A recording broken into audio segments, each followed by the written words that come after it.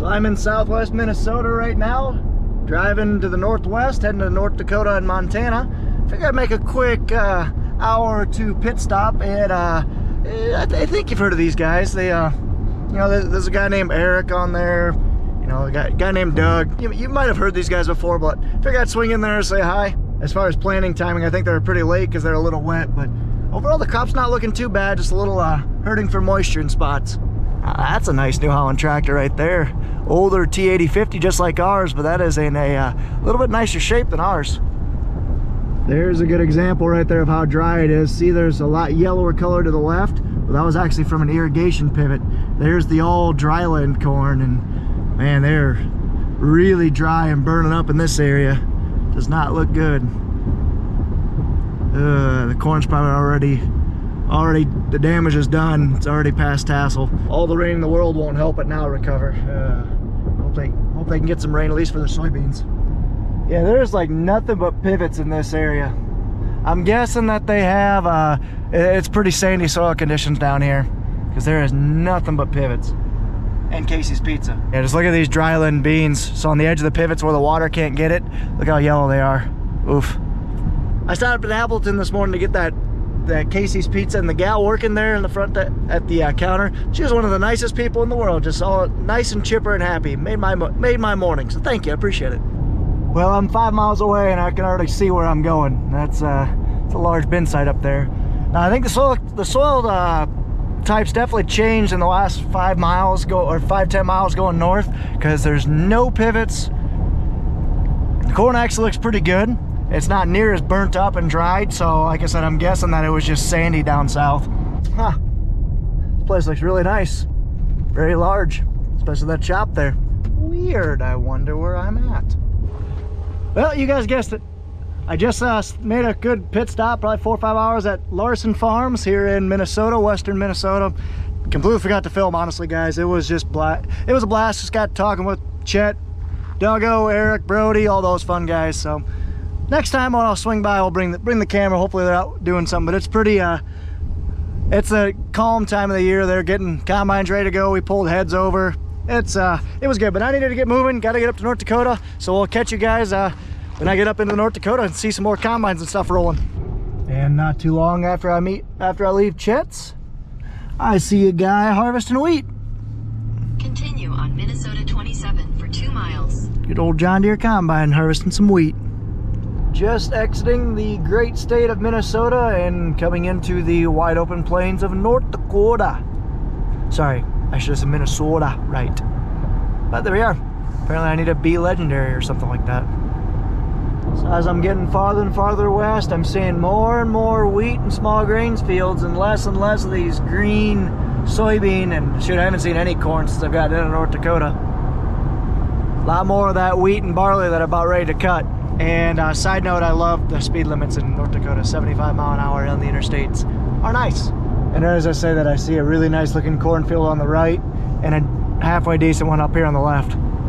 Spoke too soon. And right here starts the John Deere factory. This is where all air seeders are made.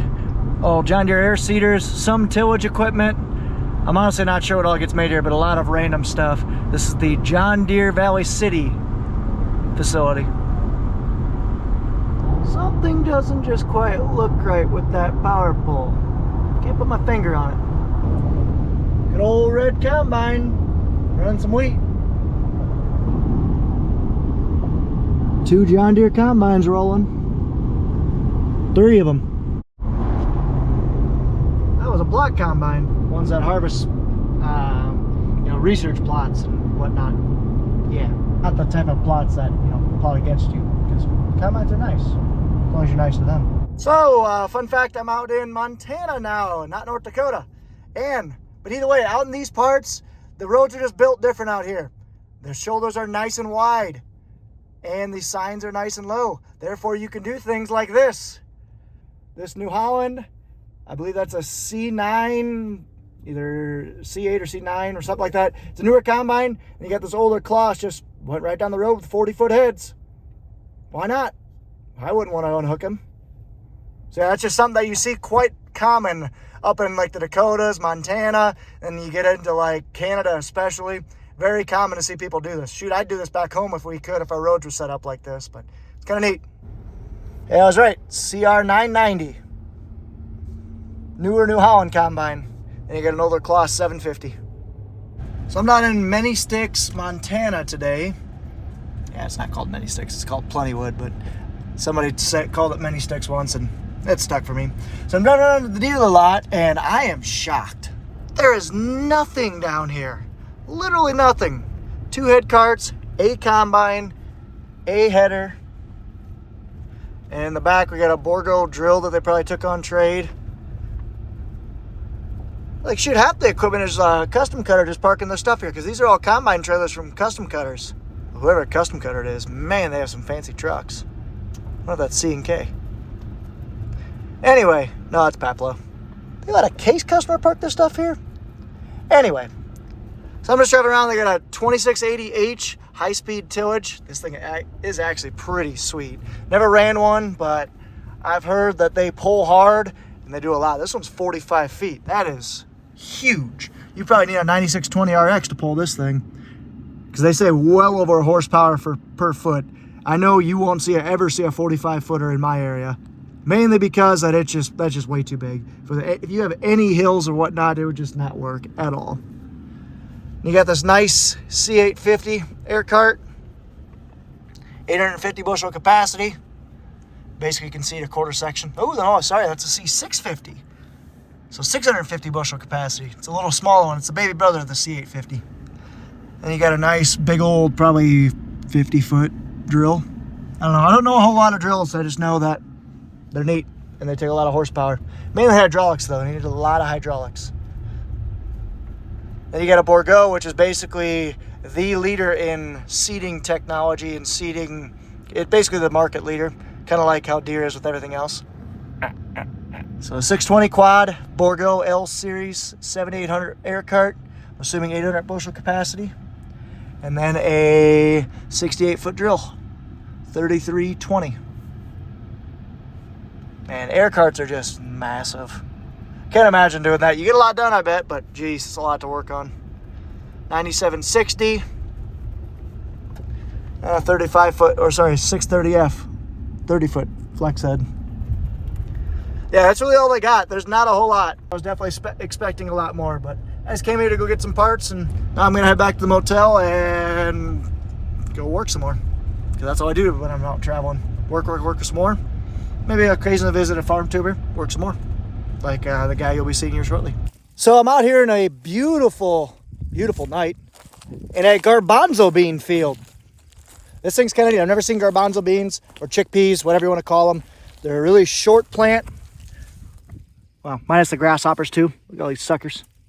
Yeah, you guys suck. Anyway, really short plant. Here's what they look like though. They're basically like a big pod. Crack them, doesn't take much.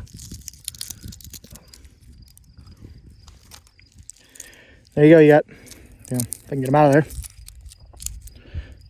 There you go, you got 2 of them right there. They're actually pretty decent to chew on too. Garbanzo bean field. Kind of neat, planted on 20-inch rows. Really cool. Wow, I don't know what happened here, but it is a gnarly fire. Went for about a mile in that direction and a long ways in that direction. Wow. On my way over to visit my good buddy Tony Fast and hitting some road construction. They do road construction right here in Montana. Hardly any traffic delays, 2 pilot cars, just running construction equipment right on the roads we're driving. Not bad. These scrapers are awesome. Well, this is nifty. We're in a canola and grasshopper field, and there are red combines here. I wonder who this could be.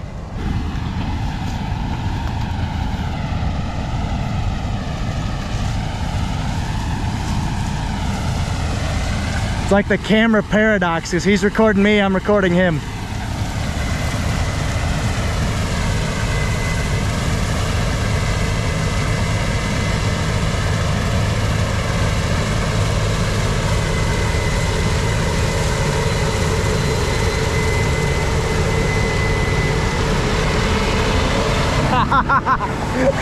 Jerk. Just gets me all full of dust.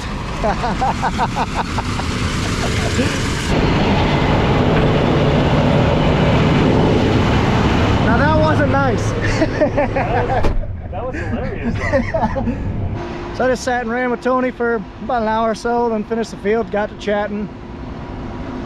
They had a custom cutter helping them out this year, so that was kind of neat to see. So I'm going to help them move, and I'm going to head east, going to Minot, North Dakota tonight. It's already 5 o'clock, 6 o'clock their time, 4.5 hour drive. Can't stick around here too much longer, but I'm going to go help Tony up. They're moving fields about 10 miles, so I'm going to take the dreaded water wagon, the old fire truck, skull and bones. It's crazy you gotta have a fire truck out in this country, but that's what happens when you're in the middle of a drought. So Tony's got two 9240s. If you haven't heard of him before, go check out his channel, Fast Ag. But he's got two 9240s and two 45-foot Macdown flex drapers. So Tony pulls one, Warren, his dad, just drives the other one. The other one's pulled behind that truck there. And he's also got a grain cart, a Magnum 370, the 1396 grain cart from Brent.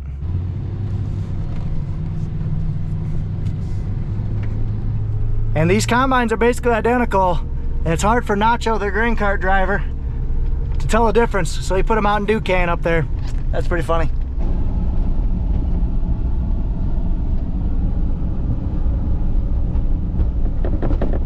There's the color I work on. There's the color we have on our farm.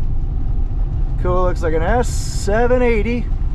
Either 780 or 790, I can tell because the grain tank's bigger. 770 is about half that canvas. Oh, there's another S-series back there. Cutting some canola, some straight cut. Really, no, that's wheat. Actually, I'm not even sure what that is. That is canola. Just really short canola.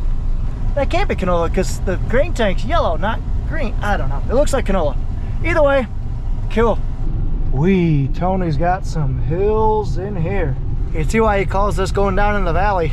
Woof. Some rough country right here. Just made it to the field. Let's get this sucker ready to roll.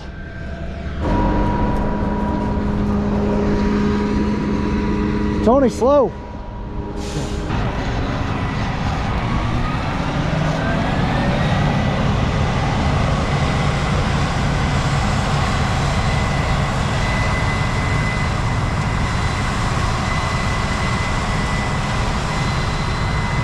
Cruising.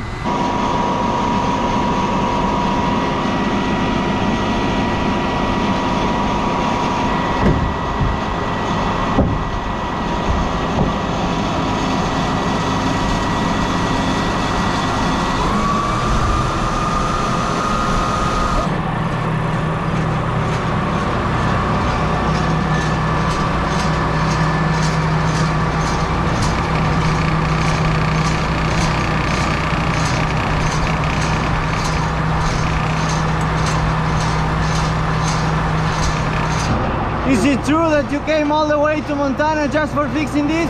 Oh yeah. With the John Deere pliers too. I don't know, that part of this doesn't seem to fit. She'll work now. You don't need that crap anyway.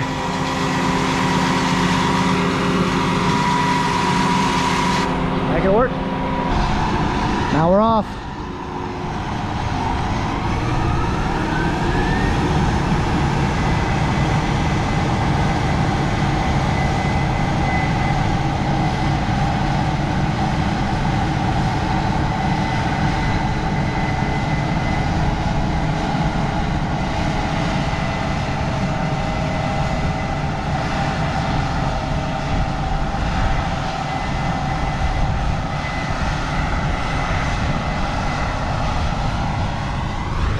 Cool. Go get the header trailers out of here and back in the road, in the field. Call it good enough. Header trailers are getting moved. We're gonna go back and move some other stuff, and I need to head west. East. West. One of those two. Now adios from the fast land. So I need to get going because it's gonna be midnight by the time I get home. So here's the start of that big fire, or some of it. 3,500 acres were burnt in this one. So, big fire. Goes a ways. It actually goes about another 5 miles to the east. Wonder what started that fire. Maybe that green combine? Bye, Montana. Hello, North Dakota. Welcome to North Dakota. Hey, thanks, GPS. I had a feeling I was coming to a state line because I literally, in the last half mile, sorry about my baldingness, last half mile there were 3 casinos, all like right there. I was like, yep, it would probably, I'm guessing North Dakota doesn't have casinos like that, but Montana does. This is kind of cool. I'm in the US right now, and you know, 5 feet from there is Canada. Yeah, that's kind of neat. And even cooler is right there, that stake, basically where those cattle are, that stake is the exact corner of North Dakota, Saskatchewan, and Manitoba, right there where that cornfield is. So I'm literally right at the, if you guys, I mean, you guys can look me up on a map, I'm right at the corner of Dakota, Saskatchewan, and Manitoba. That's kind of neat. All it is this, sorry guys, I know I'm jumping around a lot, but this is kind of cool. This crossing is, you get a camera there and a motion sensor, so the Border Patrol's probably on their way here. Hopefully not though. And then, yeah, like I said, that's the border. That's all it is. Literally no fence, no nothing, just a fence to keep those cattle in. That's about it. That's pretty cool. So one thing that's neat about this area of the country, well, I guess neat, scary, however you want to call it, is there are these things littered throughout the countryside. Comment down below if you guys know what this is. Any thoughts? Here's a hint. It was put in the 60s.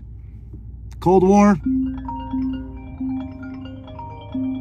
Nuke. It's a nuke silo. There are a pile of them littered throughout the countryside. And all it is, they're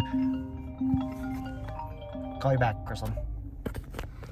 And all there is nobody lives down there right now. I believe they did back in the, you know, during the height of the Cold War, but nobody lives in there right now. They basically have a base that controls 10 to 20 missiles kind of centrally located all throughout, I believe, northern Dakota, central Montana. There's like four clusters all throughout the northern U.S., which is, it's put there because it was it's the closest to Russia. You know, if you go up over the North Pole, it's closest in the continental U.S. to Russia. So that's why they were put here in like northern Montana, North Dakota, whatnot. But anyway, I don't want to stay here too long because I might attract attention. But you know, like I said, there's a base that kind of houses every cluster of nukes. There's like, I don't know, you can kind of see right there that says M3, like that's nuke location M3. So M must be its group, and that's obviously nuke 3. And all it is, like I said, there's a concrete silo down below covered in multiple feet of concrete. So if this was ever to launch, from what I was told, is basically an explosion would send the concrete flying everywhere and expose the missile, and the missile would actually launch. So it's kind of neat. All you can see right there is porta potty for contractors to work on, a couple cameras, a fence, a windsock, and a radio communication system. Pretty neat. They're everywhere. Neat and scary. Just wanted to talk about this completely bad you-know-what thing. It's a converted 6-wheel drive truck, so it was a 6-wheel mine hauler, converted it into a sprayer, stretched the rear axles, put big tires on it, put a 28-gallon tank on it, 165-foot boom. Yes, you heard me right. That's nuts. Controlled by winches. You kind of see that's your boom control. And there's a GPS on there so you can auto steer this thing. This thing is awesome. Again, I apologize for all the jumping around in this video, but I am in a 9620RX, 9620RX, you can see the tracks, in a 1500 bushel grain cart, 1596 on tracks, in some nice hilly farms with windmills in the background and 2 X9s. No, they're not experimental. I won't show anything experimental on this channel, guys. Come on, as much as I want to, I like my job too much at Deere because I gotta do cool stuff like this. So yeah, I'm just running grain cart. It's 8 o'clock at night. Running grain cart for an hour or so while they move some trucks around. Then I'm gonna head back to my hotel.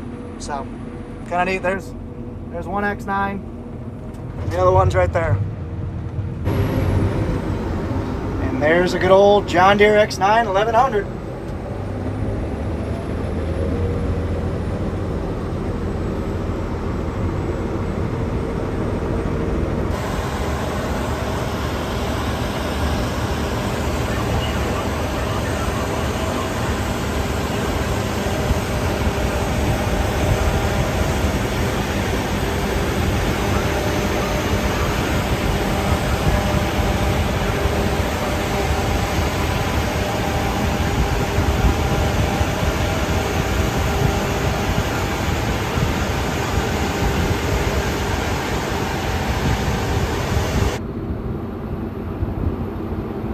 yield calibration.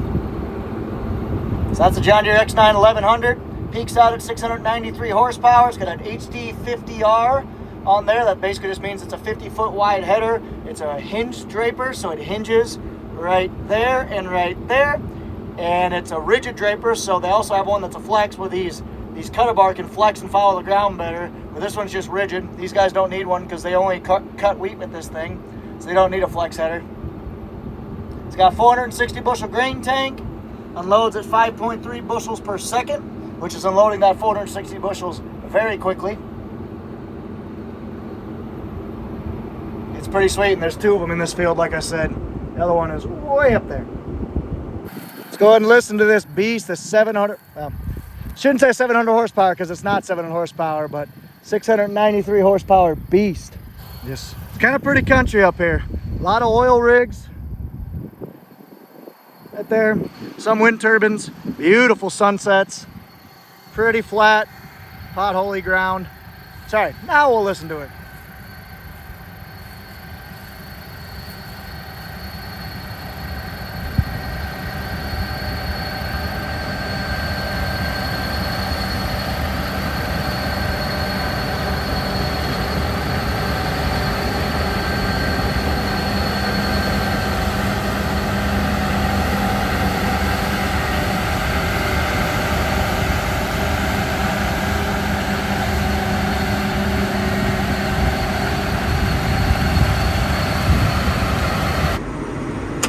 So this 9620, I've driven it for an hour or two now. It's about dark. Here's my quick thoughts. Lots of power, slow transmission. I could go shift it, click, click, click, click, click, click, click, get up to 14 and it goes shift, shift, shift, shift. It just takes forever to shift. So if I would say anything to Waterloo, make your transmission just shift a little bit faster.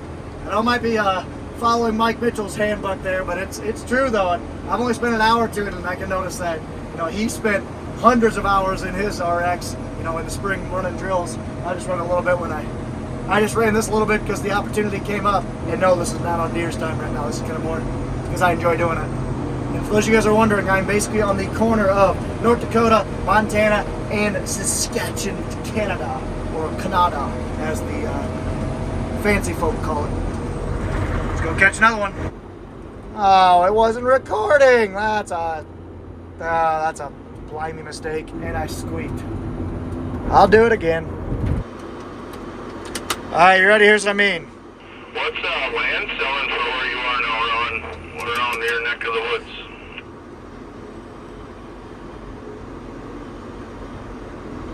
There, it took like 10 seconds to shift those 4 gears. The case would have had it shifted in half that time. Do better, Waterloo. So yeah, sorry about being all over the place in this video, guys. I don't know. I just never know what I'm gonna get into and what all I can show you guys. So when I have something cool like this, I just show it to you. So sorry, it's a little bit choppy, the video, but hope you guys enjoyed. So far, I don't know what else is gonna be in it. So we'll see. You guys will know when I know.